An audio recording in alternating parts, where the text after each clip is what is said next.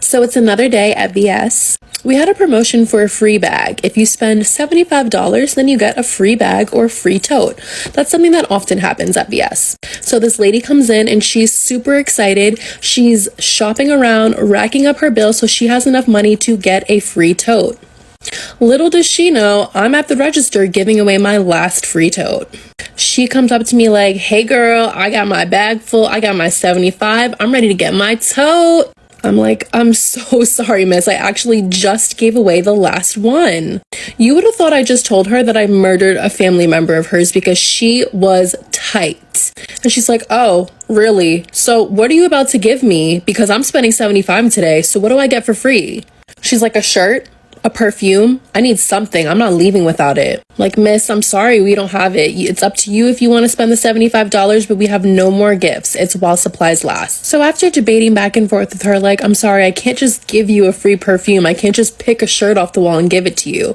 If you look at the coupon, it's this promotion is only while supplies last. So she's like, well, can you call some of the other stores? I want to see if they have the free bags left. I'm like, sure. I mean, I guess I can call, but they're not going to let you just come to the store and get a free bag. You have to spend the money at their store. She dismissed that idea pretty quickly after she realized that she would have to go from our mall to another mall to possibly get this bag.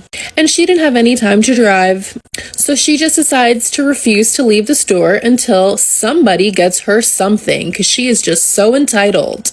Of course, I have to get my manager involved and he's like, look, let's just get this lady out of the store. Give her something. What do we have back here? So I'm digging behind the register and we just so happen to find this old tote bag, not the one that we were promoting, an old one. So she spent the 75 and got that random tote bag just to keep her quiet. Story time about the client who asked me to do her entire service for free. This client just so happens to be the first client that I've ever found on TikTok. Not long after I started making makeup artist story times, I had a few people reach out to me and ask if I would do their makeup. More specifically, if they could schedule an appointment to have their makeup done. We're gonna call this one in particular client Karen, and you'll see why in a second. Karen DM'd my Instagram account saying that she was a TikTok follower and that she had been trying to get a hold of me to schedule an appointment for her daughter. Her daughter was a senior in high school about to attend her senior prom. She told me that her daughter told her that she had been following me on TikTok since the beginning of my Makeup Artist Storytime series. She explained that she was a huge fan and that it would be great if there was any way that I would be able to do her daughter's senior prom makeup. I started by first asking her if she had a specific date or time in mind. Karen gave me all the details of her daughter's prom, and then I realized that she lives halfway across the country. That's when I told Karen that I was extremely appreciative for the opportunity, but there is no way that I would be able to fly halfway across the country. Karen was very understanding and thanked me for my time, but that's not where the story ends. A couple of weeks later, I hear back from Karen in my Instagram DMs. It said something along the lines of, hello, my daughter's senior prom is coming up and we would love for you to be able to do her makeup. Followed by the exact same date, time, and location that she had given me just a couple weeks ago. I was a little confused at first because our first conversation was literally saved right above this one. I responded back and told her again that I would not be able to make the event. I apologized for any inconvenience and I thanked her for the opportunity yet again. But of course, Karen was not going to take no for an answer. Karen started DMing me repeatedly, basically rephrasing her initial question in multiple different ways, and then I finally decided just to give her what she was asking for.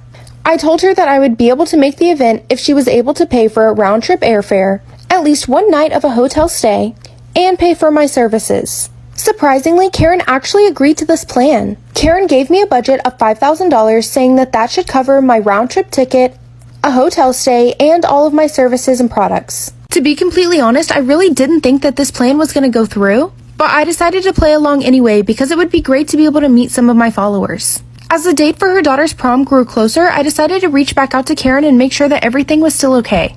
Previously, we had agreed on her paying me the $5,000 a couple of days before my departure. When I reached back out to Karen, she informed me that she thought $5,000 was just a little bit too much. I told her I would be willing to negotiate the price, but it would still have to cover the original terms of the agreement. Karen then told me that she would gladly give me her permission to use her daughter's face in a video if I would do the makeup and travel for free. I guess this is just a reminder that if it seems too good to be true, it probably is. And yet another timeless Karen story. Thank you so much to everyone who has supported me on TikTok, and don't be a Karen. This is the story of the time my client accused me of sleeping with her husband. Disclaimer, this is not my story time. When I first started doing makeup, I worked at a MAC makeup counter, and a couple of years later, I was offered a job at a salon, and it worked pretty much the same as a hair salon. I would usually only take appointments, but if I had extra time, I would just go up there, sit, and wait for a walk-in. On this particular day, I didn't really have anything going on, so I decided I would just go sit up in the salon and wait for somebody to come in. It was probably around noon whenever the front desk called me and said that they had a walk-in appointment for their makeup. Would I be able to take her? I said yes, absolutely, because at this point in my career, I really needed the money.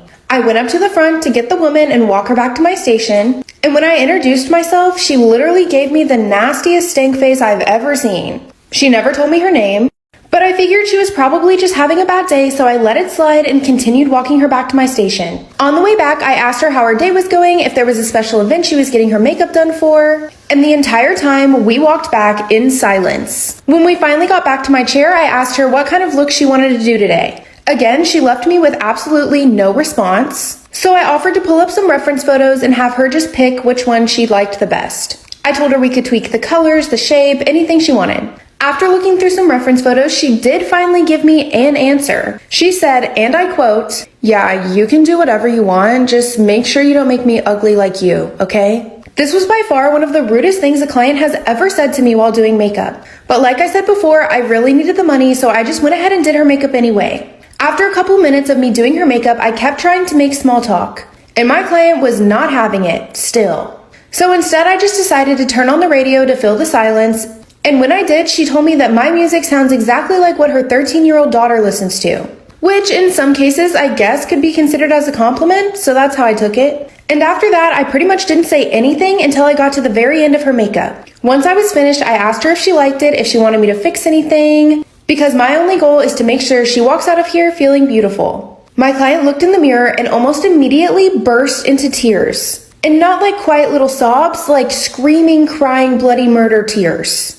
I asked her if everything was okay. I assured her if she didn't like something, we could fix it. It was only makeup, and I asked her not to cry because we had just finished. And almost as quickly as she started crying, she stopped, stood up out of her chair, and bucked up at me. Like, I mean, for real, this girl posted up. I started yelling for help, saying, "Whoa, whoa, whoa, like, what's going on?" And that's when she told me, "I know who you are. I know you've been sleeping with my husband. Don't even try to pretend like you don't know what I'm talking about." When in reality, I had literally no idea what she was talking about. Since she had been so rude, I went ahead and played along. I said, "Well, that depends. What's your husband's name?" Even though I knew good and well I wasn't sleeping with anyone's husband. Long story short, I had to call salon security, and eventually the police got involved, but nobody got hurt.